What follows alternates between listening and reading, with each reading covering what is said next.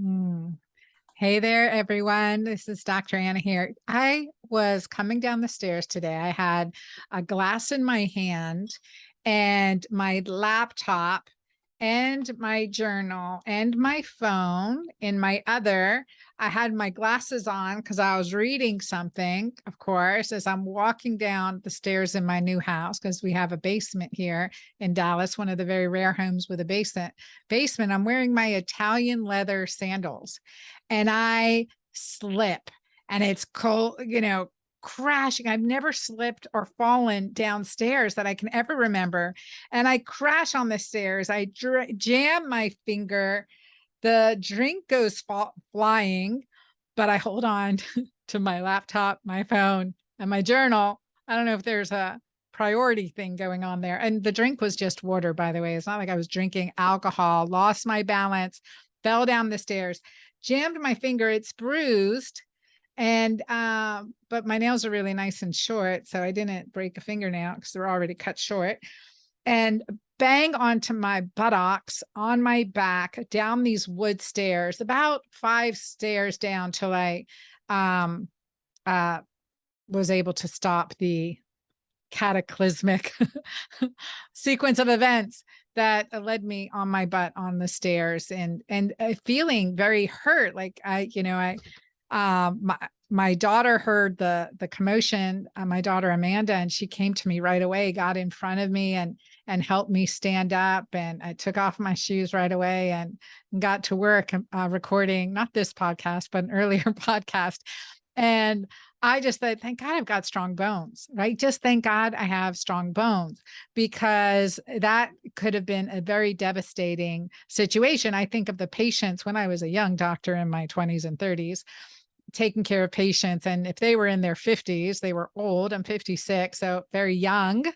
And oh my gosh, if you had if you fracture your hip or have a vertebral fracture, I mean, these are things that completely diminish your quality of life and put you in a hospital bed, limit your mobility. And before you know it, I mean, that is often, we say in medicine, that's the first step downhill.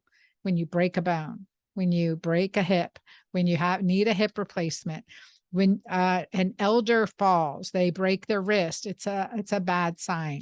And so I wanted to bring to you, and actually it was very coincidental that I have on my show today, the day that I fall down my stairs and not break anything, touch wood, thank God.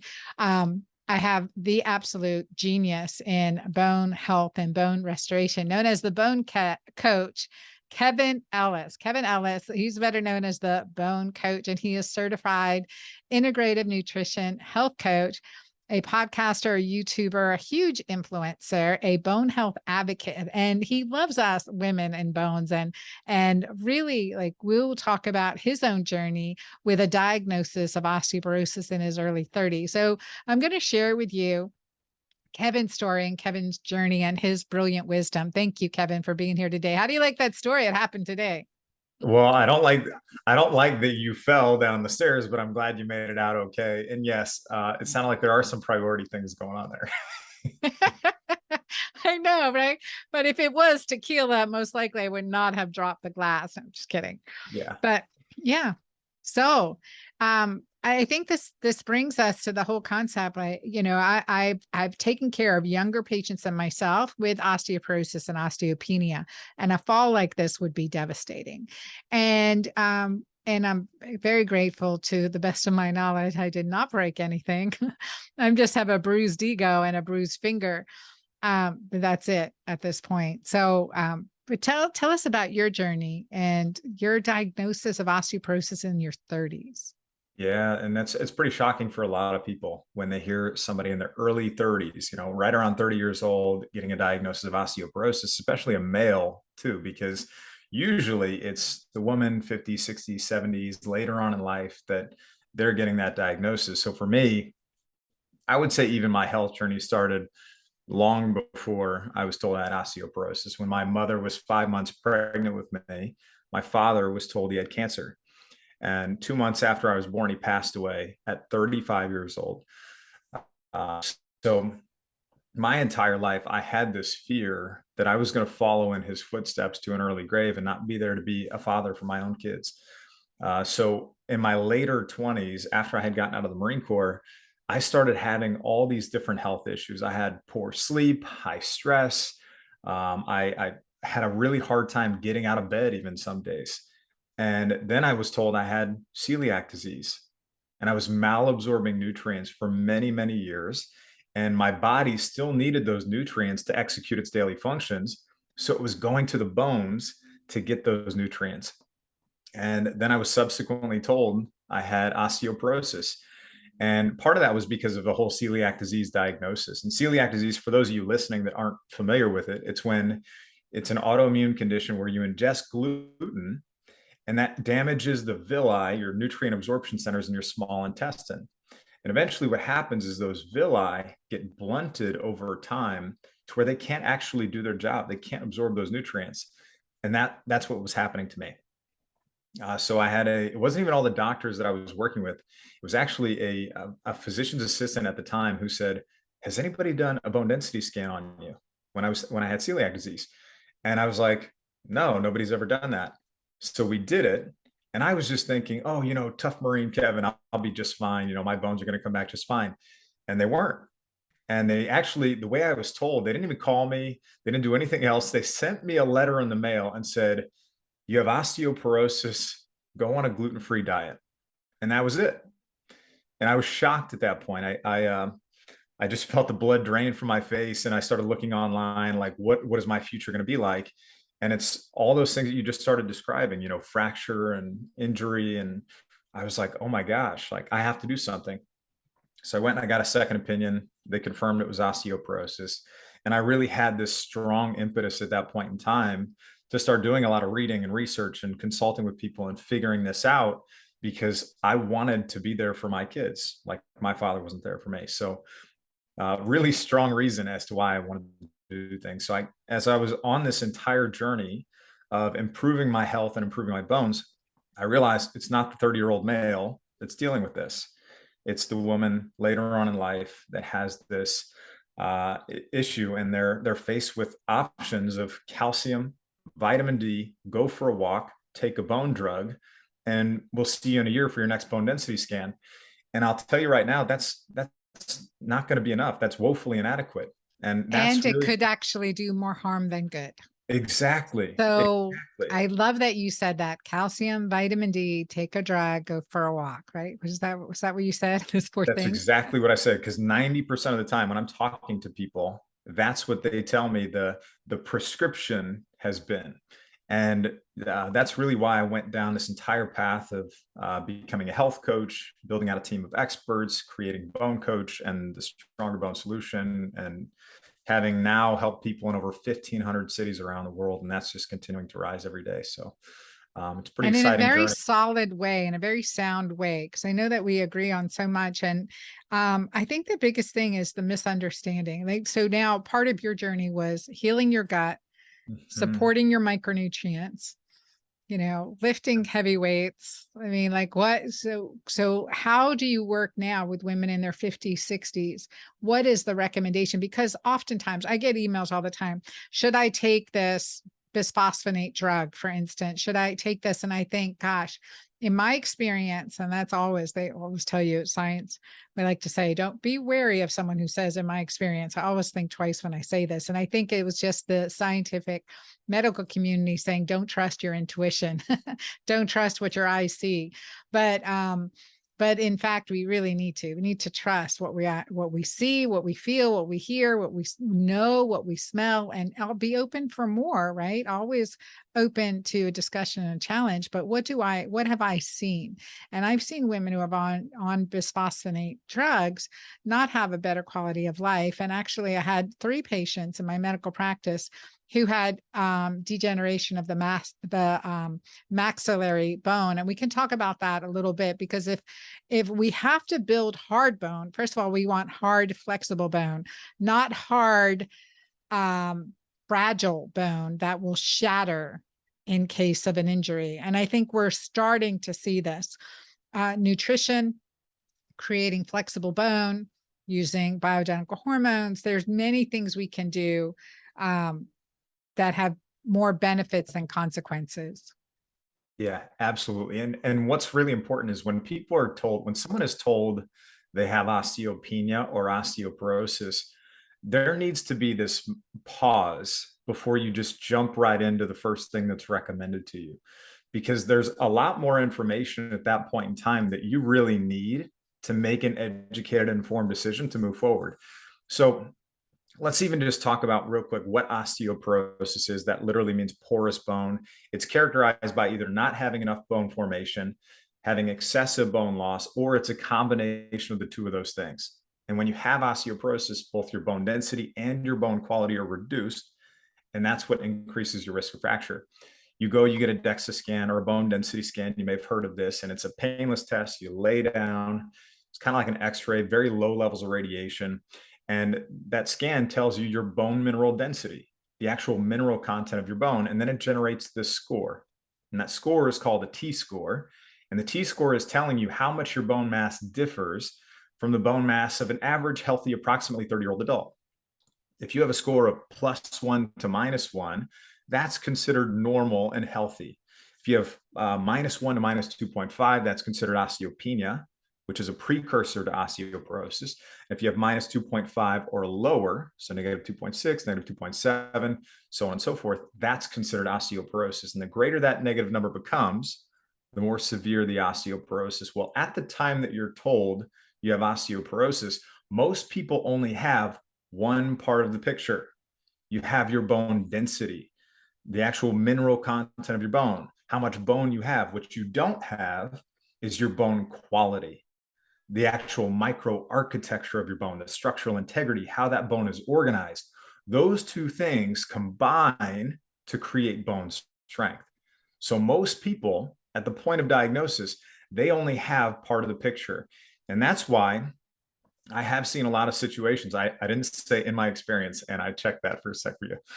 But I will say I've seen a lot of situations where people have bone density in the -1s that have fractured multiple times. So technically osteopenia by DEXA, but -3s, maybe they've never fractured. And a lot of that has to do with bone quality. So once you get that result, you need a little bit more information. You want that bone quality piece. There is a test, which is an add-on software to DEXA called TBS, trabecular bone score. Not all facilities have it, but if yours does, and you can ask, hey, do you have TBS capability on your DEXA machine? That can be the piece that gives you bone quality. So now you've got a little bit more information to start making objective decisions. And the last piece of this picture is, again, when you have your diagnosis, what a bone density scan will not tell you is if right now, present day, you are actively losing bone. So what do you have to do?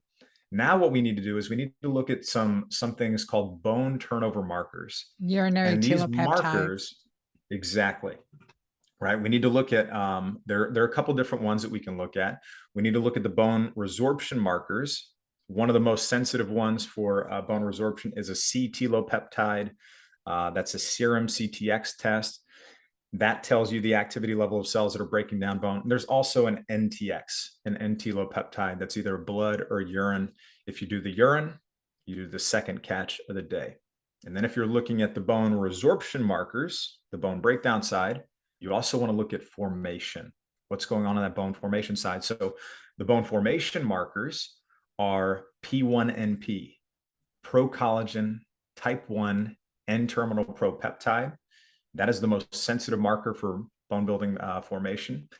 And then you've got osteocalcin, which is another one. And you've got bone-specific alkaline phosphatase. So that really helps you get that full picture up front. So do you run this test as part of your bone coaching? Do you do these testing, or are people able to mail away for them? Yeah, Good. usually what we're doing, the first thing we try to do, and there are a lot of different tests that people have to have up front. Those are two of the most important ones that you want to have up front. But usually the first thing we're doing is we're helping people figure out, with the physicians they already have or they're already working with, how can we get those tests ordered? How can we support you in having that conversation to get that test ordered? And then how can we get it covered by insurance? Those are the biggest things we aim for first. Hmm.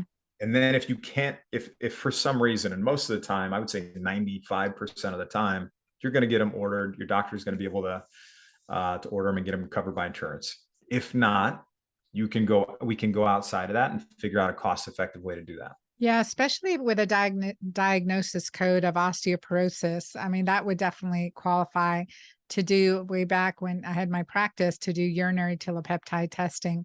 And Mhm. um, yeah, I think it's who knows, right? Who knows now? But Well, if we I have would a say diagnosis, we really should advocate for that testing because it does give you the better picture. And if you have, and also, the guidelines were that you didn't even get a DEXA scan covered by insurance till you're over 65, unless you had two or more significant risk factors, like we're a smoker or we're on steroid. And I don't know if that's still the case, but it is worth the expense of a DEXA scan, no matter where. What gets measured gets managed. And that's really what I like about this approach because you can see change. A DEXA scan, you won't see anything for 2 years.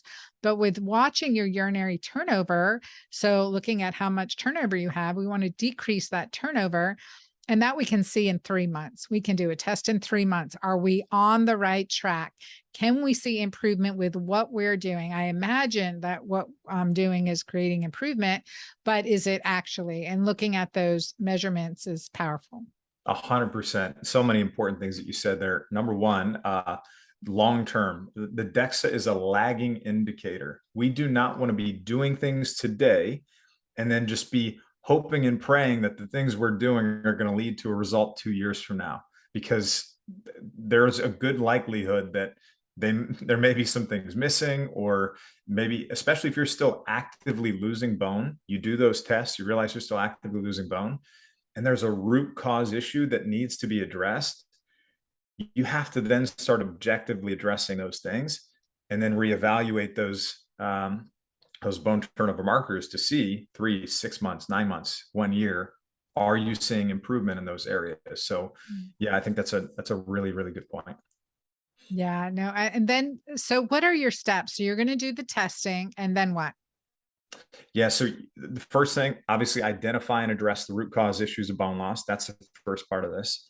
The second part of this is you have to restore the raw materials and nutrients that you need for stronger, healthier bones through diet, through digestion, through absorption. You have to make sure you have the right inputs, basically, to build stronger outputs. That's really the foundational part of this. And a lot of people don't realize your bones are not, you're not what you eat. You are what you absorb. It's a really Mm. important part of this. And so many people focus so much on the salads, the smoothies, the supplements. If your body and your bones are like plants, they focus so much on the salad, smoothies, supplements, they fail to consider the soil. And your gut is really like that soil.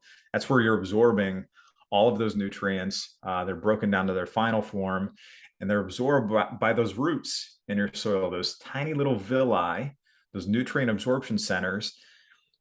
Those are the things that we have to make sure you're actually able to absorb your nutrients too. Yeah, I love that. Yeah, no, that's great. And you said addressing the root cause. So for you, it was celiac disease and malabsorption. Hmm. And so for others, it could be steroid use, like asthmatics, cortisol use. It could be inflammatory condition, chronic inflammatory condition. It could be low testosterone, low adrenal function. Certainly, menopause and postmenopause puts us at risk. What are some other root causes that I didn't mention? Yeah, so those are there's two different types of osteoporosis. You've got the primary osteoporosis. That's typically related to the decrease in estrogen in postmenopausal women. Estrogen has a protective effect on bone. Obviously, other hormones do also, but that decrease in estrogen increases the activity level of the cells that break down bone. But the other cause of osteoporosis is secondary osteoporosis, and that's where it occurs as a result of behaviors, disorders, diseases, medications, and other things. You Mhm. mentioned a few really important ones: glucocorticoids, those medications. So that would be like prednisone, cortisone. Those, if you're taking those medications, those will contribute to bone loss. Big reason for that is they reduce your GI absorption of calcium. They increase your urinary excretion of calcium. That leads to a deficit. and your bones are the primary mineral of your bones is calcium. But then the other part of that is that those glucocorticoids, they're acting directly on your bone breakdown cells to increase their lifespan. And that's going to reduce your bone density. So that's a big one. Another big one that a lot of people aren't familiar with is SSRIs, selective Hmm. serotonin reuptake inhibitors. Those are typically used as antidepressants. There was a review of 19 studies on the effect of SSRIs on bone that indicate they're going to have a negative effect on bone mineral density. They're going to increase the risk of fracture. So that's a big one. And then antacids. A lot of people take these and they're taking them for 10, 20, 30 years sometimes. I've seen people taking some of these medications, and their proton pump inhibitors are designed to suppress stomach acid, basically. This is your omeprazole, your Nexium, your Prevacid, Mhm. or it could be like an H2 receptor antagonist drug like ranitidine or Zantac. But what these do is they suppress the stomach acid in a lot of situations when someone has too little stomach acid. They're having the GERD, the reflux, the heartburn, things like that, and they're suppressing what little stomach acid they do have. The reason that's a problem is you need stomach acid to properly break down and extract nutrients from your food, like amino acids. Amino acids are the building blocks of protein, and your bones are 50% protein by volume. So you need amino acids.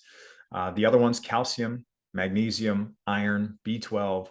You need stomach acid for these nutrients. So plenty of studies that indicate long-term use of those are not going to be helpful for your bones. No, and they create more inflammation and acidity and all that good stuff.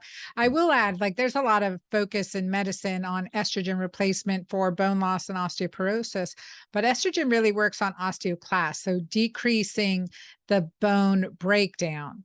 But progesterone, testosterone, and even DHEA work on the osteoblast. In other words, building back up stronger bone. So when we use testosterone or DHEA or progesterone, like, we want to use that in patients with osteoporosis. That is, in especially severe osteoporosis, that's probably a client that I may put a pellet into, because testosterone pellet specifically, because I want to get good, strong, high concentrations of testosterone to help osteoblast rebuilding healthy, strong, flexible bone. And that goes above and beyond what estrogen just decreases bone loss, but the androgens and proandrogens like DHEA improve bone growth, remodeling, and rebuilding. And so there's an argument there for progesterone, DHEA, and testosterone, and certainly for the perimenopausal, postmenopausal hormone balancing in a very logical approach. Because you'll hear me talk about, like, I like physiologic levels of testosterone. I like the total testosterone in a woman to be 60 to 90, not 300, which we'll get in pellets. But in a case of, and also because physiology affects behavior, and too much testosterone can make you angry, can make you dopamine seeking, can make you affair seeking, can make all these things happen. So we don't want that. We don't want too much. But in the case of osteoporosis, I do like to get it up for at least 6 months to those higher levels to help with bone regrowth and remodeling. And that's where I either do higher levels of testosterone injections, higher levels of troche, or pellets in those clients, but always balancing with progesterone and detoxifying the hormonal metabolite safely, and diet and exercise. I mean, there's no sense. I always told my clients when they would come in to see me, I'm not going to prescribe you hormones if you're not going to take care, do some lifestyle modification. And there's no way, because it's never just a prescription, a drug, a pill, a potion. So we've got to address you've got to buy into this, and you've got to make changes too. Absolutely. Absolutely agree. So where were we? We're going to do some hormonal management. We're going to work on dietary and nutrition. And so, fasting's a big part of our lifestyle. Is fasting good for bones or bad for bones? So if you're doing long-term fasting, so multi-day fasting, and you're not getting those nutrients and things like that, if you're in an osteoporotic state already, the longer term fasting that's probably not going to be the best thing to support your bone health. But in terms of somebody that's got inflammation, anything that has inflammation is going to be contributing to and fueling bone loss. If you have digestive issues and things like that you're trying to resolve, that can be an important part of your plan, and making sure you're not snacking throughout the day and having those set windows that, you talk to your all of your people about, Dr. Anna. That can be an important part of this too. So Yeah. And I think that for me, the big part of fasting as we get older, intermittent fasting, and not drinking with your meals, drinking in between your meals. I mean, these little lifestyle hacks hugely help digestion and absorption, chewing our food 32 times or 42 times per bite. So digestion starts in the mouth, and we're not going to have, if we're, the when we end up with reflux issues, it's because of stress and eating in 10 minutes, right? Like just inhaling our food and often and drinking with our meals. And I always say free refills is a cause of cancer.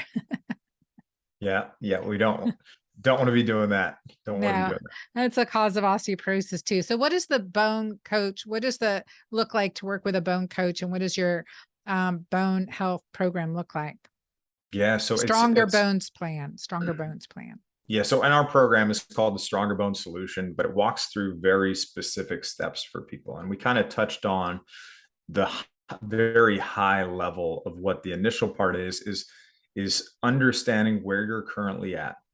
If somebody comes back and they have active bone loss, we have to get to the root cause of that, right? We have to figure out what's contributing to that. And then we have to address those things. The next part of that is the diet, the digestion, the absorption. We have to make sure, we're getting the right nutrients, the right amounts. You're actually absorbing those nutrients. And then those nutrients are making it to the cell level also, which is super important. And then the third part of that is build. And this is a really important part. So a lot of stuff we were talking about before, aside from the hormones that you were mentioning, is it's addressing the bone loss. Now we need to get to the point where we're actually building bone strength.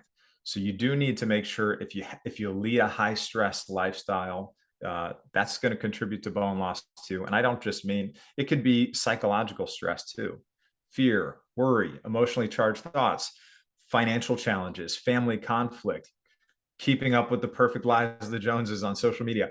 All of those things need to be checked, right? You need to create a plan around reducing your stress ongoing. Improving your sleep is super, super important. It's pretty well documented. If you have poor sleep, that will reduce your bone quality. So sleep is really important. And then exercise. You have to be exercising in a way that's going to help you build bone strength, and also in a way that's going to lay the foundation for preventing fracture and injury, not just now, but in the future too. We need to do the right things, have the right body mechanics, and do the right exercises also. Yeah, no, I love that. I'm on board with all of it. And I would say, sleep has been one of the biggest things that I've been hacking. And I have a sleep suite. I call it Beauty Sleep Suite. But from using melatonin to help get to sleep but ideally creating our own melatonin. So avoiding blue light. I should put my blue light blockers on. Certainly I should have them on while we're talking. And so guys, blue light blockers, when we're at computers, screens, et cetera, my daughter is taking her blue light blockers to school with her too. And all of my kids know to wear blue light blockers in front of their computer screen. And here I am not doing it today with my podcast. But that's one thing because that interferes with a good night's sleep. And we know that. So we really want to address that.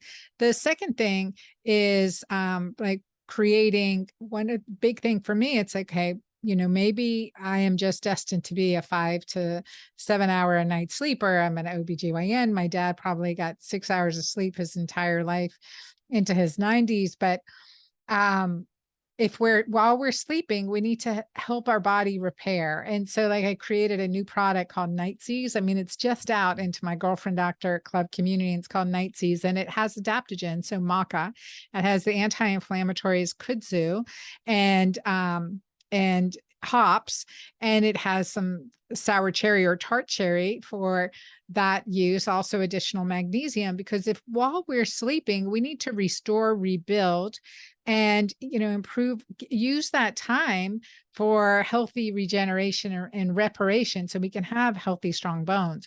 We can repair our muscles. We can repair our brain cells.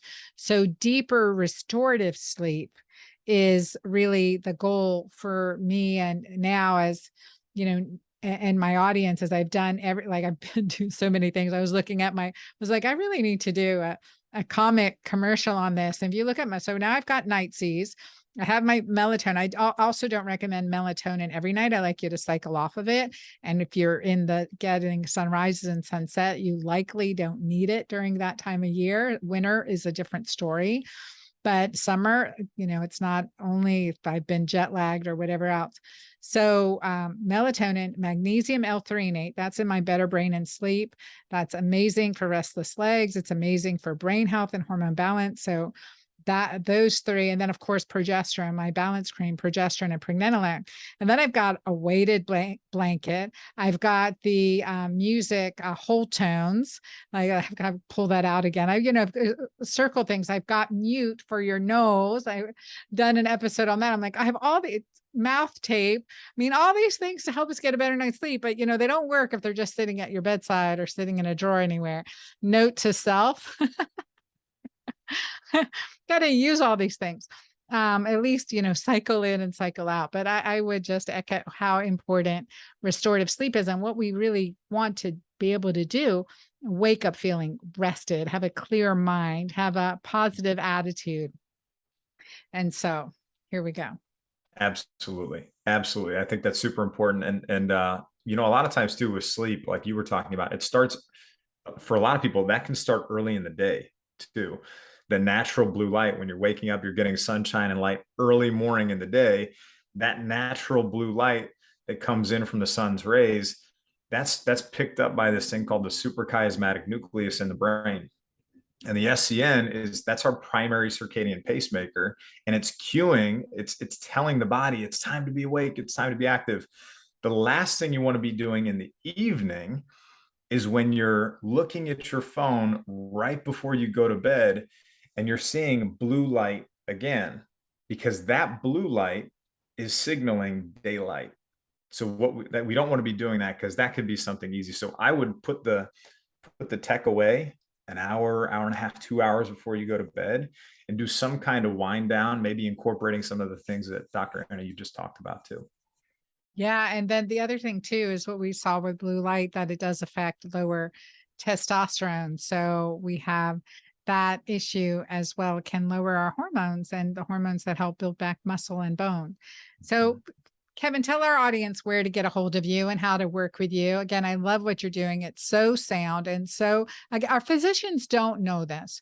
They don't have the time to understand this. I learned through understanding functional medicine and really working in a solo practice. How can I help my patients? It's not enough to know that you have bone loss, but how do I know if the intervention is working, and what's the right intervention? As physicians, we don't have time to go through a program, to take you through a program, to handhold, or maybe there are some offices that are set up to do that. It really helps in all things to have a good coach, to have someone to hold your hand, hold you accountable, and also be your backup to reinforce, okay, you need to do these testing. You need to do this. You can't leave out exercise. You can't leave out sleep. Maybe these substances are affecting you, and this is how we're going to work together to get off of them, like antacids and PPIs. So it really, and when it comes to it, again, osteoporosis is one of the most, I mean, it's debilitating, and it leads us into further complications. And I think everyone listening has seen someone who has suffered a hip fracture or a fall, and just don't do well after that. So let's prevent that. Especially if you've got stairs in your house, don't wear your new Italian leather sliders. Yeah.